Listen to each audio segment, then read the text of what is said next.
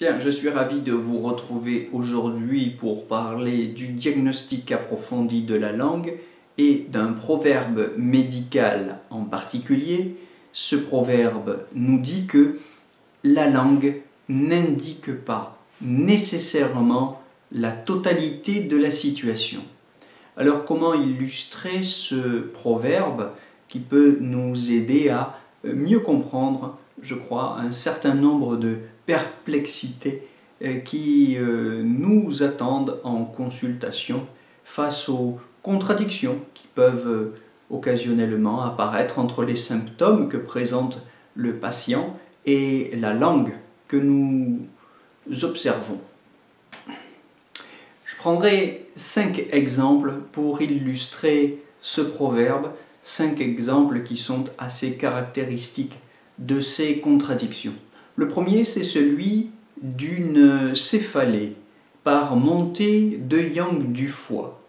Parlant d'une montée de yang du foie, spécialement si elle s'accompagne d'un teint rouge et de gorge sèche, on peut s'attendre à ce que la langue soit rouge. Mais ce n'est pas forcément ce qui arrivera. Il est possible que sur ce type de symptômes, on ait malgré tout, malgré la montée du yang du foie, une langue pâle. Eh bien, cela nous indique que le vide de sang est la cause véritable du problème. En effet, un vide de sang peut être la cause d'une montée de yang du foie, qui se manifestera par le symptôme d'une céphalée. La langue qui correspond au vide de sang, c'est la langue pâle. Eh bien, la langue ne peut pas être à la fois pâle et rouge. Elle ne peut pas être pâle parce qu'il y a un vide de sang et rouge parce que ce vide de sang a engendré une montée de yang du foie. La langue ne peut pas être à la fois pâle et rouge. Ce sont des signes contradictoires. Par conséquent, il est très clair que dans cette situation, la langue est, je dirais, condamnée à n'exprimer qu'une partie de la situation. En l'occurrence, si la langue est pâle, c'est qu'elle exprime plutôt la cause, la nature véritable du problème.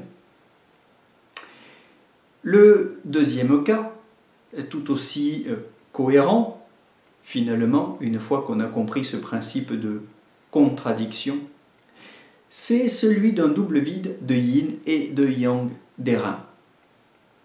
Dans un vide de yin des reins, la langue est plutôt rouge. Dans un vide de yang, elle est plutôt pâle. La langue ne peut être à la fois rouge et pâle, je le répète, c'est vrai aussi donc à présent, maintenant, pour ce syndrome bien connu et finalement relativement fréquent d'un double vide de yin et de yang des reins. Alors de quelle couleur sera la langue quand nous avons ce syndrome d'un double vide de yin et de yang des reins? Eh bien, cela dépendra du rapport qu'il y a entre ce yin et ce yang des reins. Cela dépendra de l'évolution de ce syndrome. Si c'est le vide de yang qui prédomine, malgré les signes de vide de yin, eh bien la langue sera plutôt pâle. Et si c'est le vide de yin qui prédomine, malgré la persistance de symptômes exprimant le vide de yang, eh bien la langue sera plutôt rouge. Elle ne peut être à la fois pâle et rouge, elle sera plutôt l'un ou plutôt l'autre en fonction de l'avancement, de l'évolution du syndrome. Le troisième exemple que je vous propose, c'est celui des maladies chroniques, de la peau par exemple, ou peu importe les pathologies chroniques que vous considéreriez. Prenons effectivement les dermatoses. Beaucoup de dermatoses sont provoquées par de la chaleur mélangée au vent et à l'humidité, ou de la chaleur dans le sang. Dans toutes ces situations, la langue, du fait du pervers chaleur, devrait être rouge. Mais lorsque ces pathologies s'installent dans la durée et qu'elles deviennent chroniques, alors l'énergie vitale est atteinte. Quand l'énergie vitale est fortement entamée, la langue, qui était rouge, peut devenir pâle. Et elle exprime alors principalement l'épuisement de l'énergie vitale. Vous voyez, donc à un certain état de la maladie, la langue est d'une couleur. À un autre niveau, à un stade ultérieur, passé dans la chronicité, la langue dira autre chose. Mais quand elle change, cette langue, et qu'elle devient pâle parce qu'elle exprime l'épuisement de l'énergie vitale, le patient n'en garde pas moins ces signes de chaleur. Si je continue sur cet exemple des dermatoses, que mon patient soit épuisé par les dermatoses chroniques, eh bien cela ne signifie pas qu'il ne souffre plus de ce vent, chaleur, humidité ou de cette chaleur dans le sang. Simplement, ces signes de chaleur dans le sang, ces signes de vent, chaleur, humidité ne se reflètent plus sur la langue. La langue reflète une partie seulement de la situation. Le quatrième exemple que je vous propose, c'est celui d'un vide de chi de rate. Chez beaucoup de femmes, ce vide de chi de rate se traduit par des problèmes de sécheresse. Vous savez que la rate est l'une des sources du sang, et quand le sang s'épuise, les tissus s'assèchent. En théorie, dans cette situation-là, et quand les signes de sécheresse se manifestent, par exemple avec des signes de sécheresse des cheveux ou de la peau, eh bien la langue aussi s'assèche. C'est parfois le cas. Mais la langue peut aussi bien être très humide.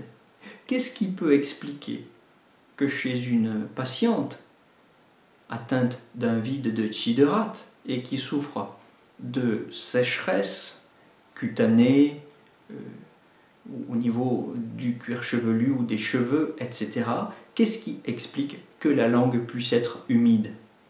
Bien, tout simplement, la fonction de transformation de la rate. La rate ne transforme plus l'humidité et cette humidité peut stagner à l'intérieur.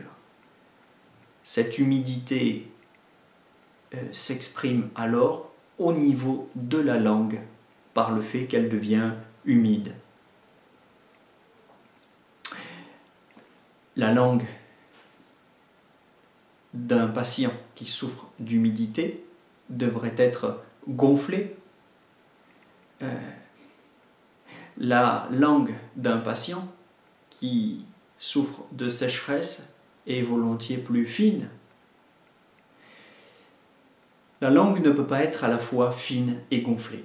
Elle ne peut pas être à la fois sèche et humide. Vous comprenez pourquoi dans ce type de situation, encore une fois, la langue est condamnée à n'exprimer qu'une partie seulement de la situation. Le dernier exemple que je vous propose, c'est celui d'un vide de sang, évoluant volontiers, vous le savez, dans la durée vers le vide de yin. Parlons d'un vide de sang du foie, évoluant vers un vide de yin. Ce dernier est inclusif du premier, mais les caractéristiques de la langue sont contradictoires. Dans un vide de sang, la langue est plutôt pâle. Dans un vide de yin, la langue est plutôt rouge.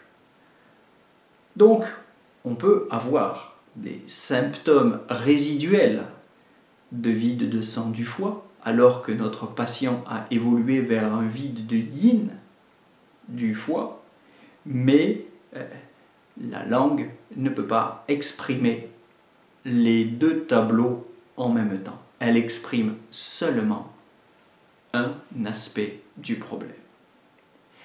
Voilà, la langue n'exprime donc pas nécessairement la totalité de la situation.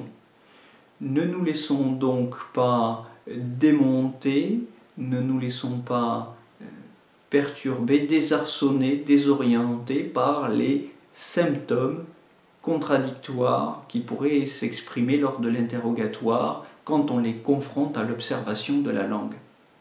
Rien n'est plus normal, n'est plus banal, puisque la langue ne peut pas être à la fois pâle et rouge, sèche et humide, fine et gonflée.